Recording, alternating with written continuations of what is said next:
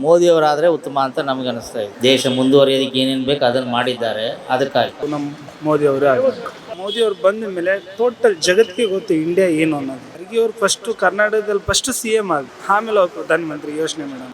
ಅದು ನಮಗೆ ಇಷ್ಟ ಇಲ್ಲ. ಈ ಸೋಂಬೇರಿ ಆಗ್ತಾರೆ ಜನ. ಏನೋ ದುಡ್ಡು ಕೊಟ್ಬಿಟ್ಟು ಆ ಟೈಮಿಗೆ ನೀವು ದುಡ್ಡು ಕೊಟ್ಬಿಟ್ಟು ಅವ್ರಿಗೆ ಹತ್ರ ಓಟ್ ಹಾಕಿಸ್ಕೊಂಡ್ಬಿಟ್ರೆ ಆಗುತ್ತೆ. ದೇಶ ಮುಂದುವರಿಬೇಕಲ್ವಾ. ಕಾಂಗ್ರೆಸ್ ಸರ್ಕಾರ 10 ವರ್ಷದ ಹಿಂದೆ ಇದ್ದಾಗಲೇ ಈ ಕೆಲಸನ ಅವ್ರು ಅವಾಗಲೇ ಮಾಡಿಬಿಟ್ಟು ಓಟಿನ ಕಿಮ್ಮಕ್ಕೆ ಅವಾಗಲೇ ತೊಗೋಬೋದಾಗಿತ್ತಲ್ಲ. ಅದ್ರ ಬಗ್ಗೆ ನಾವು ಗಾದೆ ಮಾತಾಇದೆ, ಬೀದಿ ನಾಯಿ ಬೊಗಳಿದ್ರೆ ದೇವಲೋಕ ಹಾಳಾಗೋಗಲ್ಲ ಅಂತ ಗಾದೆ. ಯಾರು ಎಷ್ಟೇ ಪ್ರಯತ್ನ ಮಾಡಿದ್ರು ಮೋದಿಯವ್ರನ್ನ ಸೋಲ್ಸೋಕ್ಕೆ ಸಾಧ್ಯನೇ ಇಲ್ಲ.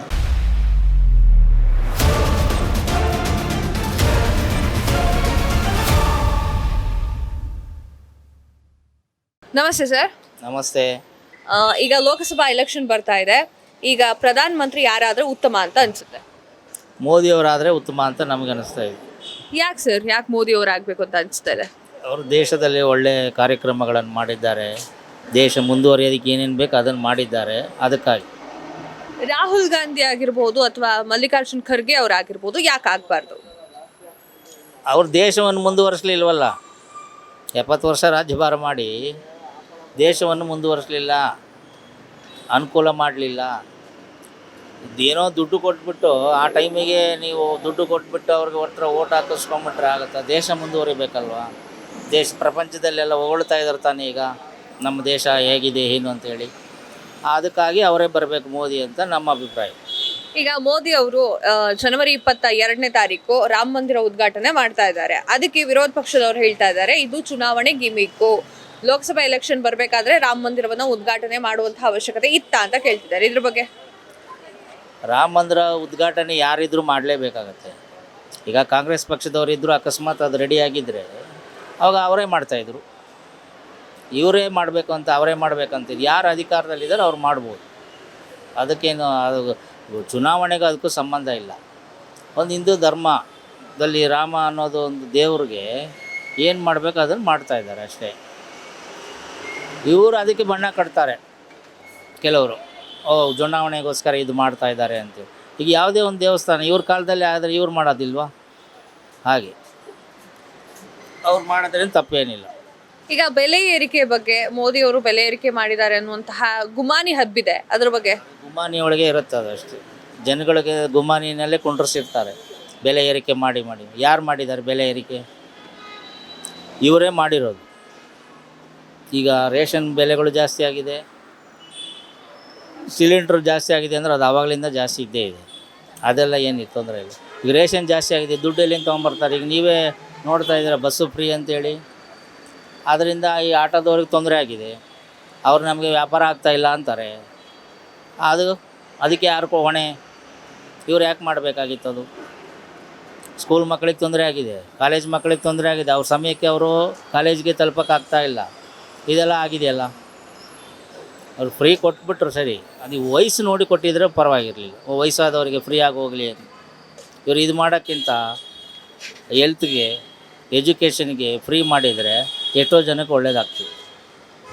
ಸಿದ್ದರಾಮಯ್ಯ ಅವ್ರು ಕೊಟ್ಟಿರುವಂತಹ ಅಷ್ಟು ಭಾಗ್ಯಗಳು ಕೆಲವು ಕಡೆ ಹೋಗ್ತಾ ಇಲ್ಲ ಅನ್ನುವಂತಹ ಸುದ್ದಿ ಬರ್ತಾ ಇದೆ. ಅದ್ರ ಬಗ್ಗೆ ನೀವು ಮಾತು?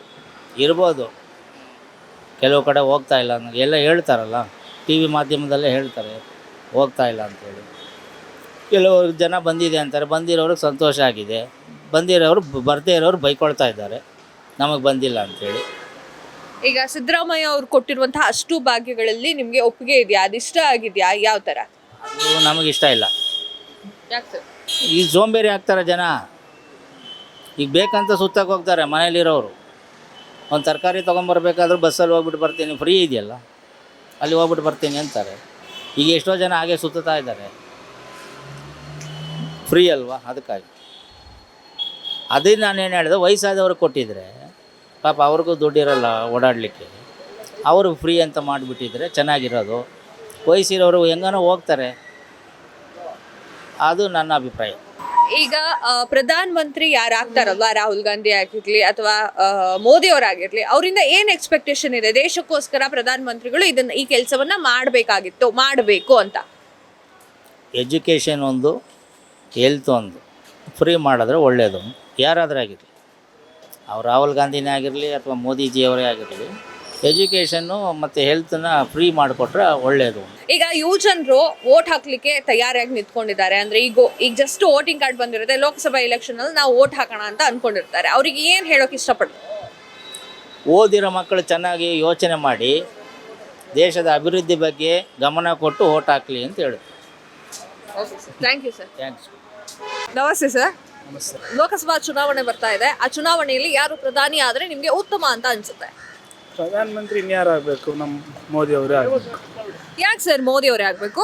ಮೇಡಮ್, ನಾನು ಒಂದು 10 ವರ್ಷದ ಹಿಂದೆ ನನಗೆ ಸಂಬಳ ಬಂದ್ಬಿಟ್ಟು ಬರೀ 300 ರೂಪಾಯಿ ಇತ್ತು. ಈಗ ನಾನು ಸಂಪಾದನೆ ಮಾಡೋದು ಒಂದು ದಿವಸಕ್ಕೆ ಮ್ಯಾಕ್ಸಿಮಮ್ ಕಡಿಮೆ ಅಂದ್ರೂ ಒಂದು 2000 ಚಿಲ್ಲರೆವರೆಗೂ ಮಾಡ್ತೀನಿ ಮೇಡಮ್. ಅವಾಗಿದ್ದಿದ್ದು ಹಂಗಿತ್ತು. ಇವಾಗ ನಾವು ಬೆಳವಣಿಗೆ ಆಗಿದ್ದೀವಿ, ಇವಾಗ ನಮ್ಮ ಸಂಪಾದನೆ ಜಾಸ್ತಿ ಆಗಿದೆ. ಅವರು ಪ್ರಧಾನಮಂತ್ರಿ ಆದಮೇಲೆ ನಾವು ಆರ್ಥಿಕತೆಯಲ್ಲಿ ನಾವು ಒಂದು 10 ರೂಪಾಯಿ ದುಡಿಮೆ ಮಾಡೋಂಗೆ ಆಗಿದ್ದೀವಿ. ಹಾಗಾಗಿ ಅವ್ರು ಬೇಕು. ರಾಹುಲ್ ಗಾಂಧಿ ಅವರಾಗಿರ್ಬೋದು, ಕರ್ನಾಟಕದ ಖರ್ಗೆ ಅವರಾಗಿರ್ಬೋದು, ಯಾಕೆ ಆಗ್ಬಾರ್ದು? ಖರ್ಗೆ ಅವ್ರು ಕರ್ನಾಟಕದಲ್ಲಿ ಫಸ್ಟ್ CM ಆಗಲಿ, ಆಮೇಲೆ ಅವ್ರು ಪ್ರಧಾನಮಂತ್ರಿ ಯೋಚನೆ ಮಾಡೋಣ. ಓಕೆ, ಪ್ರಧಾನಿ ಅವರು ಮೋದಿ ಅವರು ಆಗ್ಬೇಕು ಅಂತ ನೀವೇ ಹೇಳ್ತಾ ಇದ್ದೀರಾ. ಮೋದಿ ಅವರ ಯಾವ ಒಂದು ಕಾರ್ಯಗಳು ಅಥವಾ ಕೆಲಸಗಳು ನಿಮ್ಗೆ ಅಷ್ಟೊಂದು ಖುಷಿ ತಂದಿದೆ? ಅವ್ರು ಬಂದ ಮೇಲೆ ಏನಂತ ಖುಷಿ ಪಡೋದು ಅಂದರೆ, ಪ್ರತಿಯೊಂದು ಜಾಗದಲ್ಲೂ ನಾನು ನೋಡಿಲ್ಲ, ಆದರೆ ನಾನು ಕೇಳ್ಪಟ್ಟಿರೋ ಹಾಗೆ ನಮ್ಮ ಇಂಡಿಯಾ ಅಂದರೆ ಕಡಿಮೆ ಅಂದರೆ ಒಂದು 6 ಕಂಟ್ರಿ 7 ಕಂಟ್ರಿ ಅವಾಗ ಗೊತ್ತಿತ್ತು ಅಷ್ಟೇ. ಇಂಡಿಯಾ ಅಂದರೆ ಅಲ್ಲಿ ಒಂದು 6-7 ಕಂಟ್ರಿಗೆ ಮಾತ್ರ ಇಂಡಿಯಾ ಅನ್ನೋದು ಗೊತ್ತಿತ್ತು. ಇವಾಗ ಮೋದಿಯವ್ರು ಬಂದ ಮೇಲೆ ಟೋಟಲ್ ಜಗತ್ತಿಗೆ ಗೊತ್ತು ಇಂಡಿಯಾ ಏನು ಅನ್ನೋದು. ಇಂಡಿಯಾ ಬೆಳವಣಿಗೆ ಗೊತ್ತಾಗಿರೋದು ಮೋದಿಯವ್ರು ಬಂದ ಮೇಲೆ. ಹಾಗಾಗಿ ಓಕೆ ಸರ್, ಈಗ ಶ್ರೀರಾಮ ಮಂದಿರದ ಉದ್ಘಾಟನಾ ಸಮಾರಂಭ ಈಗ ಏನು ಜನವರಿ 22ನೇ ತಾರೀಕಿಗೆ ಆಗೋದಿದೆ. ಆ ವಿಚಾರಕ್ಕೋಸ್ಕರ ವಿರೋಧ ಪಕ್ಷದವರಾಗಿರ್ಬೋದು, ಕೆಲವೊಂದು ವ್ಯಕ್ತಿಗಳಾಗಿರ್ಬೋದು ಏನ್ ಹೇಳ್ತಿದ್ದಾರೆ ಅಂತಂದ್ರೆ, ಇದು ಲೋಕಸಭೆ ಚುನಾವಣೆ ಓಟ್ಗಳನ್ನ ಪಡೆಯುವಂತಹ ಗಿಮಿಕ್ ಆಗಿದೆ ಅಂತ ಹೇಳ್ತಿದ್ದಾರೆ. ಇದ್ರ ಬಗ್ಗೆ ನಿಮ್ಮ ಮಾತು? ಇನ್ನೇನು ಹೇಳೋದು ನನಗೊಂದು ಅರ್ಥ ಆಗ್ತಾ ಇಲ್ಲ. ಅವ್ರಿಗೂ ಈ ಕೆಲಸನ ಅವರೇ ಮಾಡ್ಬೋದಾಗಿತ್ತಲ್ಲ ಮೇಡಮ್. ಕಾಂಗ್ರೆಸ್ ಸರ್ಕಾರ 10 ವರ್ಷದ ಹಿಂದೆ ಇದ್ದಾಗಲೇ ಈ ಕೆಲಸನ ಅವ್ರು ಅವಾಗಲೇ ಮಾಡಿಬಿಟ್ಟು ಓಟಿನ ಕಿಮ್ಮಕ್ಕೆ ಅವಾಗಲೇ ತೊಗೋಬೋದಾಗಿತ್ತಲ್ಲ. ಅದ್ರ ಬಗ್ಗೆ ಇವ್ರು ಬಂದ್ಬಿಟ್ಟು ಇವ್ರು ತೊಗೋತಾ ಇರೋ ಅವಶ್ಯಕತೆ ಏನೈತೆ? ಅದ್ರ ಅವಶ್ಯಕತೆ ಅವ್ರು ಮಾಡ್ತಾ ಇರೋದು ಸುಳ್ಳು ಅಪರಾಧ. ಓಕೆ ಸರ್, ಇವಾಗ ಮೋದಿ ಅವ್ರ ಮೇಲೆ ಬೆಲೆ ಏರಿಕೆ ಮಾಡಿದ್ದಾರೆ ಅನ್ನುವಂತಹ ಆರೋಪ ಕೂಡ ಇದೆ. ಇದ್ರ ಬಗ್ಗೆ ಏನ್ ಹೇಳ್ತೀರಾ? ಬೆಲೆ ಆರೋಪ ಮಾಡಿದ್ದಾರೆ, ಇನ್ನೂ ಬೆಳವಣಿಗೆ ಮಾಡಲಿ, ಇನ್ನೂ ಆರೋಪ ಮಾಡಲಿ ಮೇಡಮ್. ಇನ್ನೂ ನನ್ನ ಕೈಯಿಂದ ನಾನು ದುಡಿಮೆ ಮಾಡ್ತೀನಿ. ಇನ್ನೂ ಇಂಡಿಯಾಗೋಸ್ಕರ ನಾನು ಇನ್ನೂ 10 ರೂಪಾಯಿ ದುಡಿಮೆ ಮಾಡಿ ಇನ್ನೂ ಕಷ್ಟಪಟ್ಟು ಇನ್ನೂ ಟ್ಯಾಕ್ಸ್ ಕಟ್ಟಕ್ಕೆ ನಾನು ರೆಡಿ ಇದ್ದೀನಿ.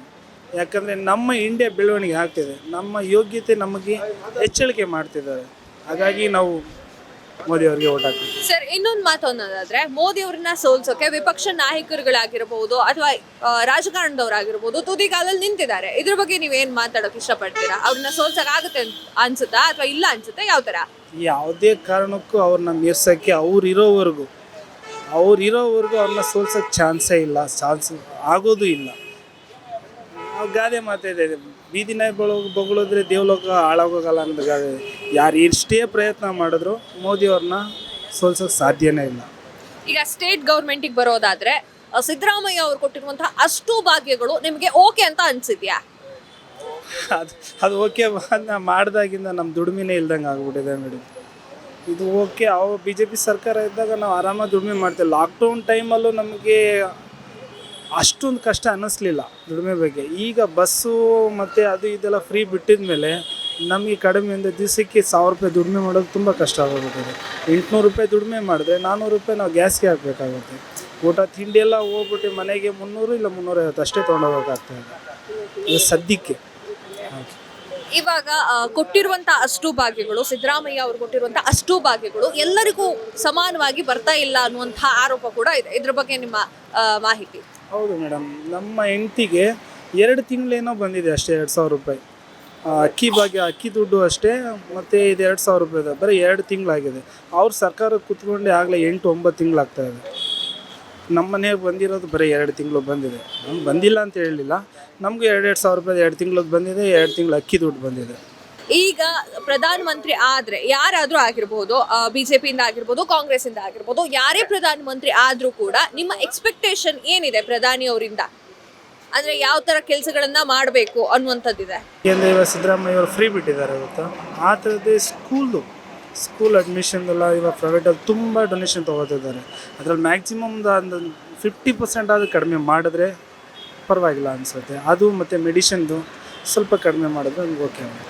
ಇವಾಗ ಮೋದಿ ಅವ್ರ ಕಡೆಯಿಂದ ಮೋದಿ ಕ್ಲಿನಿಕ್ ಅಂತಿದೆ, ಮೋದಿ ಮೆಡಿಕಲ್ ಅಂತ, ಅದರಲ್ಲಿ ಪರವಾಗಿಲ್ಲ, ಅದರಲ್ಲಿ ಬೆಳವಣಿಗೆ ತುಂಬ ಚೆನ್ನಾಗಿದೆ. ಅದರಲ್ಲಿ ಇಲ್ಲಿ ಪ್ರೈವೇಟಲ್ಲಿ ತೊಗೊಂಡ್ರೆ 100 ರೂಪಾಯಿ ಮಾತ್ರೆ, ಅದರಲ್ಲಿ 15-20 ರೂಪಾಯಿಗೆಲ್ಲ ಸಿಗುತ್ತೆ. ಅದು ಆ ಥರ ಬಂದರೆ ಓಕೆ. ಈಗ 18 ವರ್ಷ ಮೇಲ್ಪಟ್ಟವರು 19 ವಯಸ್ಸಿಗೆ ಬಂದವರು ಈಗ ನಾನು ಲೋಕಸಭೆ ಎಲೆಕ್ಷನ್ಗೆ ವೋಟ್ ಹಾಕಬೇಕು, ಲೋಕಸಭೆ ಎಲೆಕ್ಷನ್ ಬರ್ತಾ ಇದೆಯಪ್ಪ ಅಂತ ಕುತೂಹಲದಿಂದ ಕಾಯ್ತಾ ಇರ್ತಾರೆ ಯುವ ಜನತೆ. ಅವರಿಗೆ ಏನಾದರೂ ಬುದ್ಧಿ ಮಾತು ಹೇಳಬೇಕು ಅಂದರೆ, ನಾಳೆ ನಿಮ್ಮ ಜನ್ರೇಷನ್ ಚೆನ್ನಾಗಿರಬೇಕು ಅಂದರೆ, ನಾಳೆ ನಿಮ್ಮ ಆರ್ಕೆ, ನಿಮ್ಮ ದುಡಿಮೆ ಆಗಲಿ, ಏನೇ ಆಗಲಿ, ನಿಮ್ಮ ಬೆಳವಣಿಗೆ ಆಗಲಿ, ನೀವು ಚೆನ್ನಾಗಿರಬೇಕಾದ್ರೆ ಮೋದಿಯವ್ರಿಗೆ ವೋಟ್ ಹಾಕಿ. ನಿಮ್ಮ ಜೀವನನೂ ನಾಳೆ ದಿವಸ ಚೆನ್ನಾಗಿರುತ್ತೆ. Thank you sir.